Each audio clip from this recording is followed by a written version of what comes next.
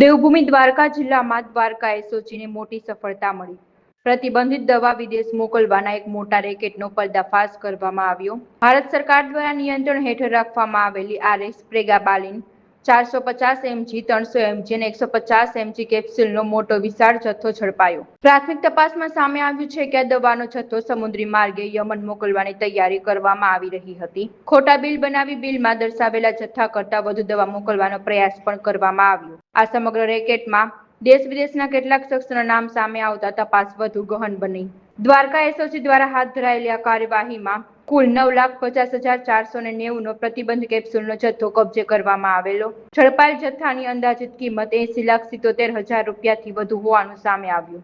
તપાસમાં જાણવા મળ્યું છે કે શિપ ટુ ડ્રગ્સ લાયસન્સ વગર જ દવાનો જથ્થો વિદેશ મોકલવાની તૈયારી કરવામાં આવી રહી હતી। સાથે જ ઇમ્પોર્ટ એક્સપોર્ટ લાયસન્સ વગર ગેરકાયદેસર રીતે દવા નિકાસ કરવાનો પણ પ્રયાસ કરવામાં આવ્યો હતો।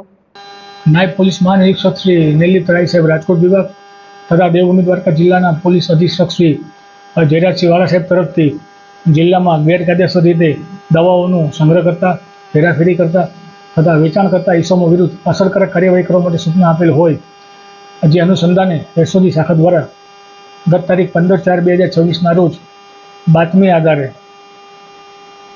જામનગરથી નાના માંડા ગામ થઈ સલાયા તરફ જતા રોડ ઉપર એક ટાટા એસએસ ગાડી છે તે ઝડપી પાડવામાં આવેલી હતી। પકડી પડેલ ગાડીને ચેક કરતા તેમાં પાછળના ભાગે દવાથી ભરેલા અલગ અલગ બોક્સ મળી આવેલ હતા। જે બોક્સ ચેક કરતા તેમાં વિપુલ પ્રમાણમાં દવાનો જથ્થો મળી આવેલો હતો। જે બાબતે વાહન ચાલક પાસે કોઈ આધાર પુરાવો હોય તો રજૂ કરવાનું જણાવતા વાહન ચાલકે જે બિલ રજૂ કરેલ તે બિલમાં કુલ 80 જેટલા બોક્સ દવાના દર્શાવેલ હતા, જેની કિંમત 14,70,000 રૂપિયા જેટલી થતી હતી। જ્યારે સ્થળ ઉપર પકડાયેલ જથ્થો ફિઝિકલી વેરીફાઈ કરતા કુલ 121 જેટલા બોક્સ છે એ મળી આવેલ હતા, જેની કિંમત 80,77,816 રૂપિયા જેટલી થતી હતી। તેથી રજૂ કરેલ બિલની સામે સ્થળ ઉપર મળી આવેલ જથ્થામાં મોટા પ્રમાણમાં વિસંગતતા જણાતી હોય અને તે બાબતે કોઈ સંતોષકારક ખુલાસો ન થતો હોય, જેથી તમામ જથ્થો BNSS કલમ 106 મુજબ કબજે કરી વધુ તપાસ માટે કબજે કરવામાં આવેલું હતું। ત્યારબાદ આગળની તપાસમાં પ્રાથમિક હકીકત એ રીતે જણાયેલ હતી કે મુંબઈના તેમજ ખંભાળિયાના રહેવાસી અલગ અલગ ઇસમો દ્વારા મહારાષ્ટ્ર રાજ્યના પુણેથી જામનગર અને જામનગરથી સલાયા થઈ વિદેશમાં ટેક્સ ચોરી કરવાના ઈરાદે તેમજ કસ્ટમ ક્લિયરન્સ મેળવ્યા વગર આ પ્રકારે દવાઓનો જથ્થો વિદેશમાં મોકલવા માટેનું એક રેકેટ ચાલી રહ્યું હોય તેવું પ્રાથમિક તપાસમાં સ્પષ્ટ રીતે ફલિત થયું હતું।